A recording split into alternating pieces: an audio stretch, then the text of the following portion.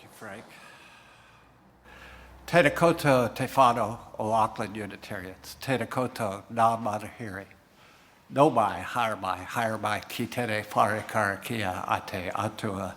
Tēnā koutou, tēnā tātou katoa. We're about to enter sacred time. We're about to make this time and this place sacred by our presence and intention, as Auckland Unitarians have done in this place for 118 years. I invite us to turn down the volume on our fears, to remove our masks, and to loosen the armor around our hearts. Don't take my word for it. Do it as slowly as you need to. If you take a little risk with these good people, you may find they have the same human needs as you do. Breathe. Let go of the expectations placed on you by others and those they taught you to place on yourself. Drop the guilt and the shame, not to shirk accountability, but in honest expectation of the possibility of forgiveness. Let go of the thing you said the other day. Let go of the thing you dread next week. Simply be here in this moment. Breathe here.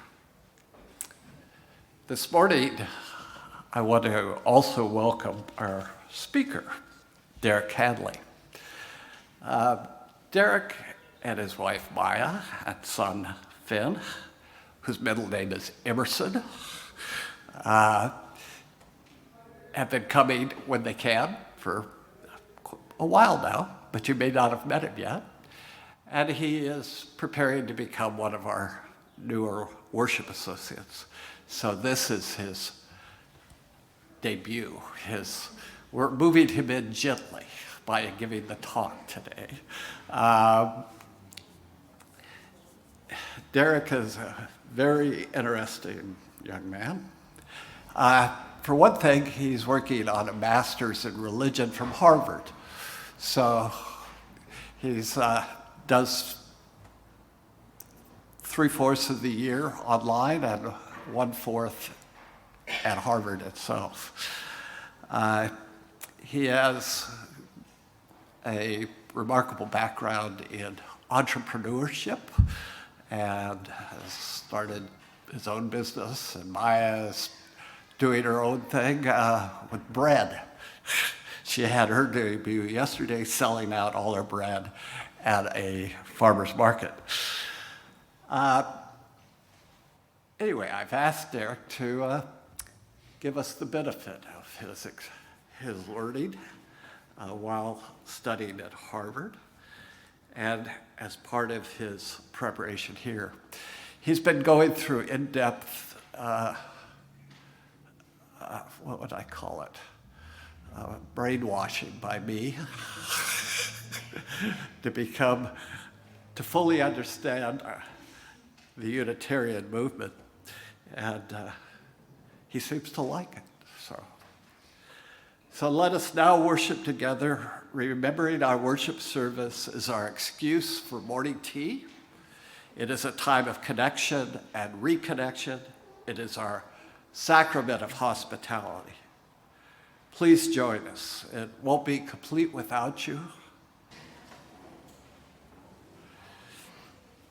My opening words are kind of a brief meditation by Robin Tanner. And she begins with a quote from Alice Walker: "Expect nothing, live frugally on surprise."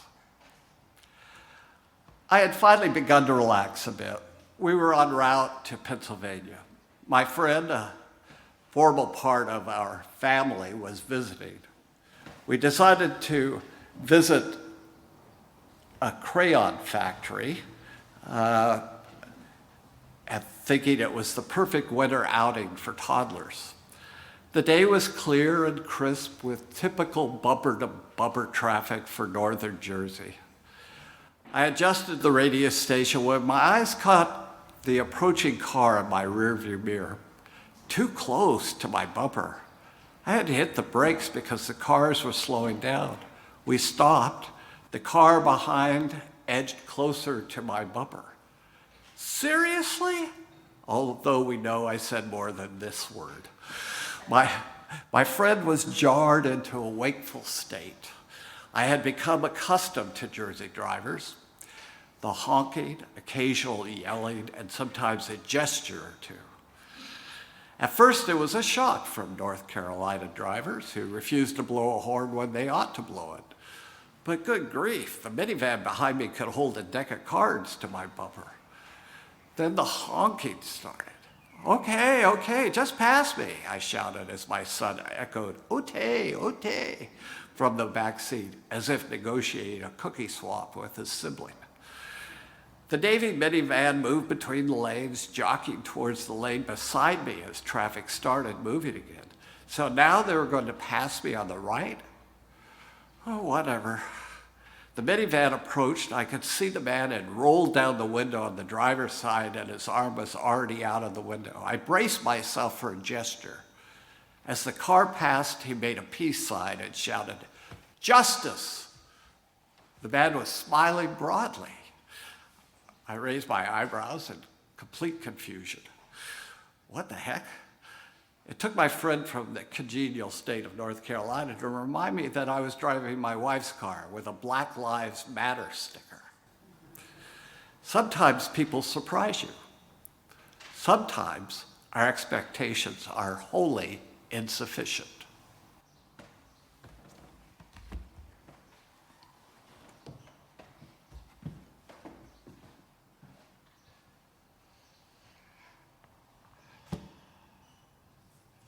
During the season of Advent, which begins this Sunday, Christians light candles of expectation each Sunday for hope, faith, joy, and peace. They do this to prepare themselves for Christmas. They know Christmas is a risk. Shall we allow ourselves to be touched by sentiment, awakened by song and story, drawn into festivities when our joy depends upon the goodwill of others? Dare we risk the disappointment of hopes raised high and excited expectations?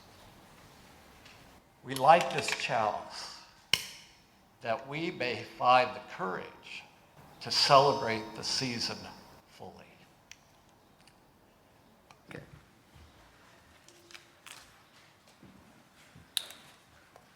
Morning, everybody. Morena.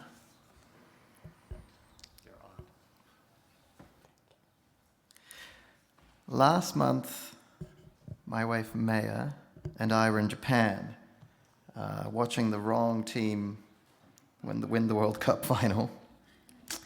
But we also went to the ancient city of Kyoto.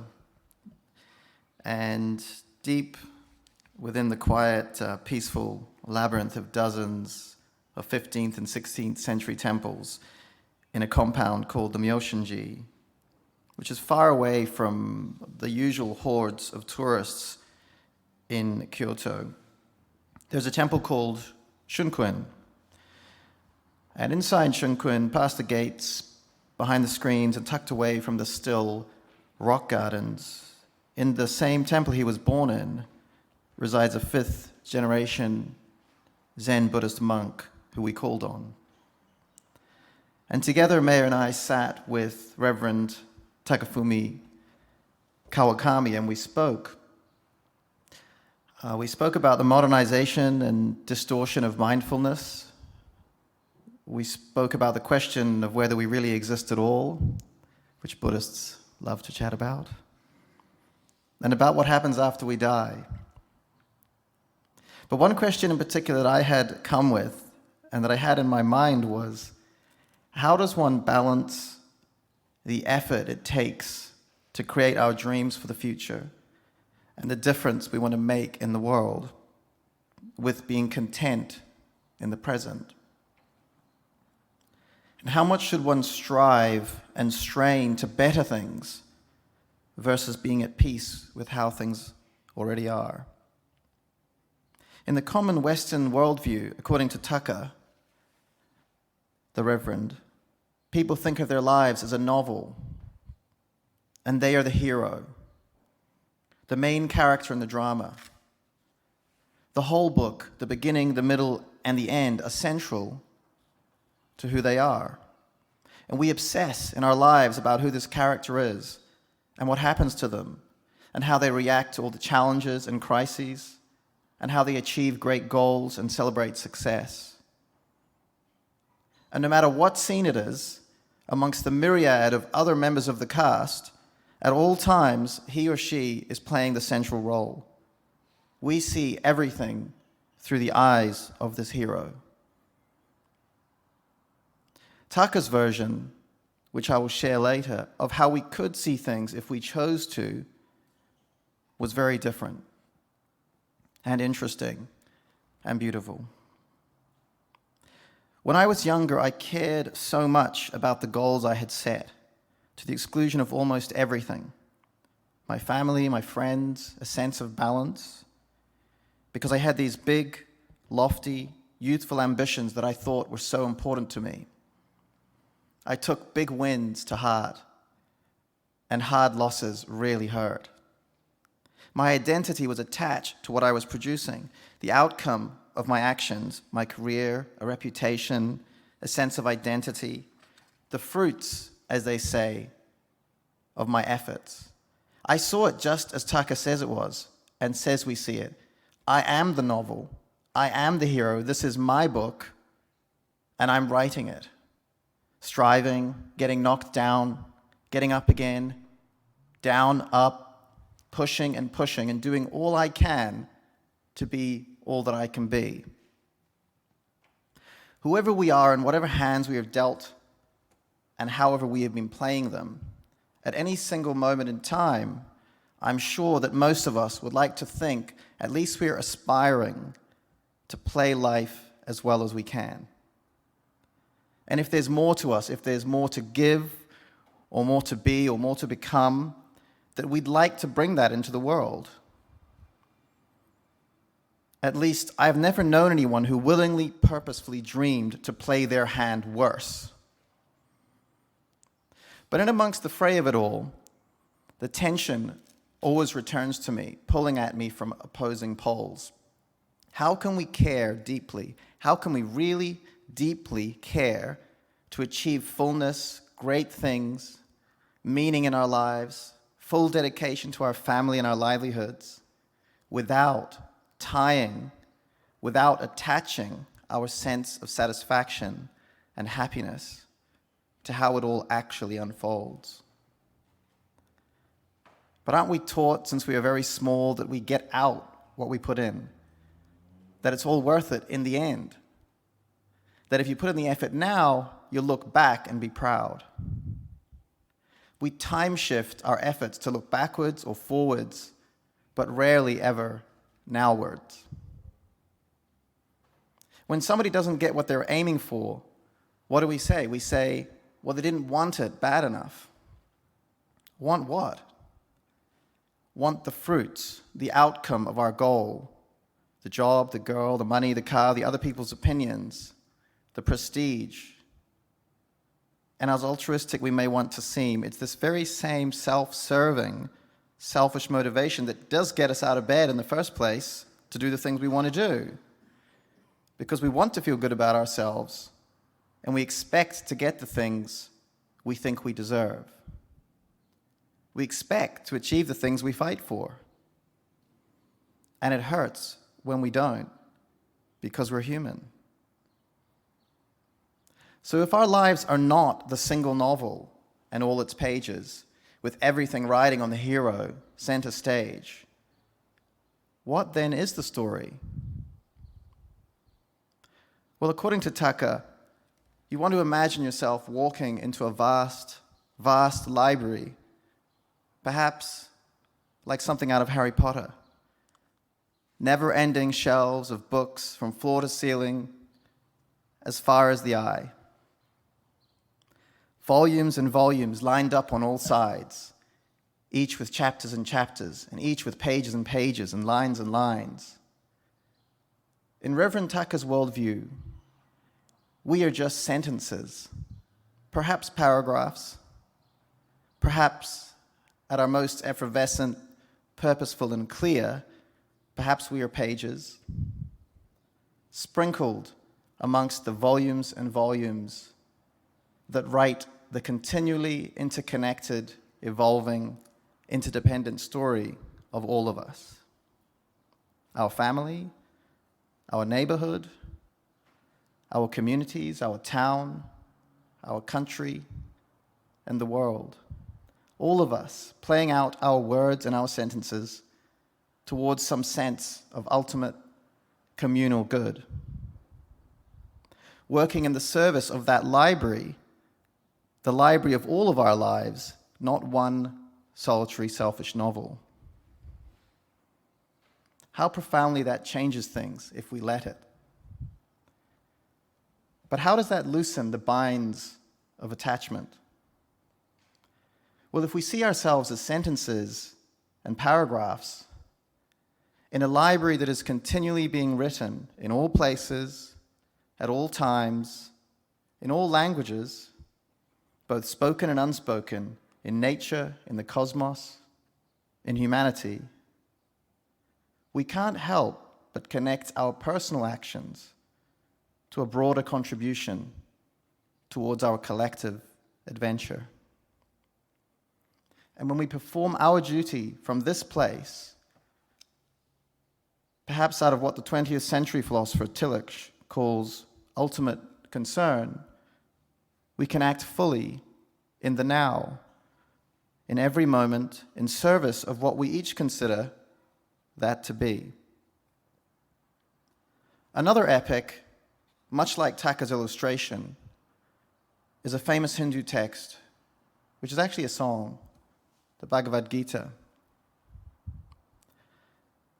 We join the story at the beginning of the Bhagavad Gita as Prince Arjuna prepares to go into a massive battle against the armies of 100 of his cousins, many of his friends, and many of his teachers.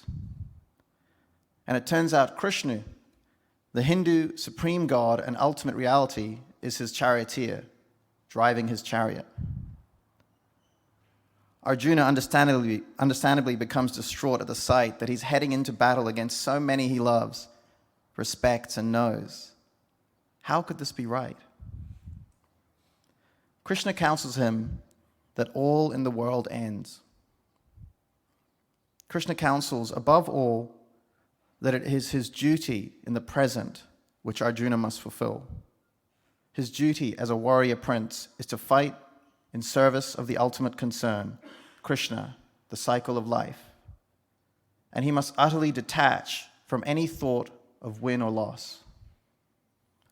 If Arjuna doesn't do his duty, doesn't achieve victory, and doesn't end it all for his cousins and his fellow men, then Krishna himself will end it for them anyway. He tells Arjuna, "Set thy heart upon thy work, but never on its reward. Work not for reward, but never cease to do thy work. Be intent on action, not on the fruits of action. Avoid both attraction to the fruits and attachment to inaction. Do thy work in the peace of yoga and free from selfish desires. Be not moved in success or in failure. Be in peace, in pleasure and pain, in gain and in loss, and in victory or the loss of a battle." What work does Krishna mean? I think he means the work that we are each set out here to do. Our sentences and our pages beyond the selfish novel, and instead in service of the library of libraries that binds us all. Whether that duty is to feed or to farm, to serve coffee or to serve community, to nurture knowledge or nurture nature, we can at once be at both the pole of full commitment, care, and passion, and at the pole of tranquility, calm, and detachment from the fruits.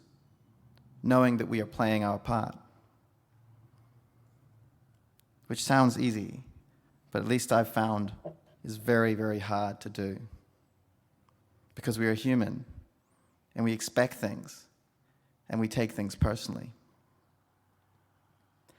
After that semi-final loss in Japan, our superhuman Muslim All-Black Sonny Bill Williams had this to say about attachment. I was fine, probably 24 hours after the game. Even I reckon about 5 or 10 minutes. The whistle blew, I turned, and straight away in my head, I said, thank you to my Creator for being here. It would have been amazing to win 3 World Cups, but what I hang my hat on is being a man of faith. Equanimity in defeat. But I don't think any of us ever doubted for a moment that he gave all that he could give on the field. Krishna goes on, greater is thine own work, even if this be humble, than the work of another, even if this be great. Works of sacrifice, gift, and self-harmony should not be abandoned, but should indeed be performed. So I guess what they're saying is it is our work we must do, not that of another's. And we shouldn't falter or give up or do less than we know we're capable of.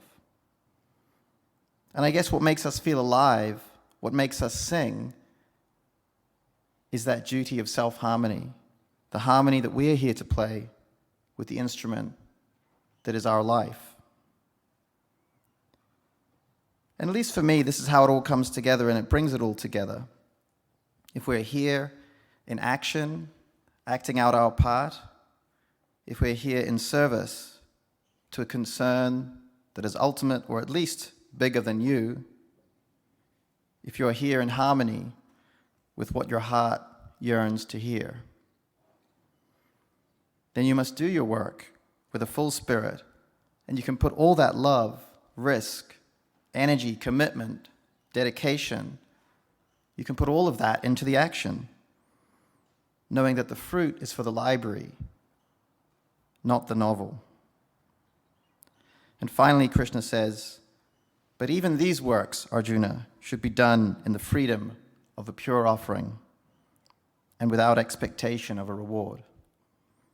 This is my final word.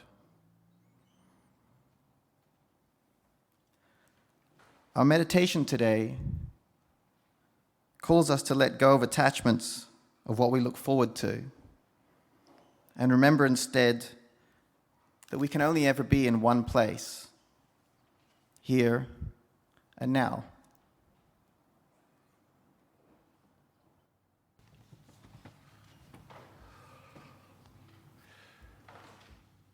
My closing words are remembering that the universe is much larger than our ability to comprehend. Let us go forth from this time together with the resolve to stop trying to reduce the incomprehensible to our own petty expectations, so that wonder, that sense of what is sacred, can find space to open our minds and illumine our lives.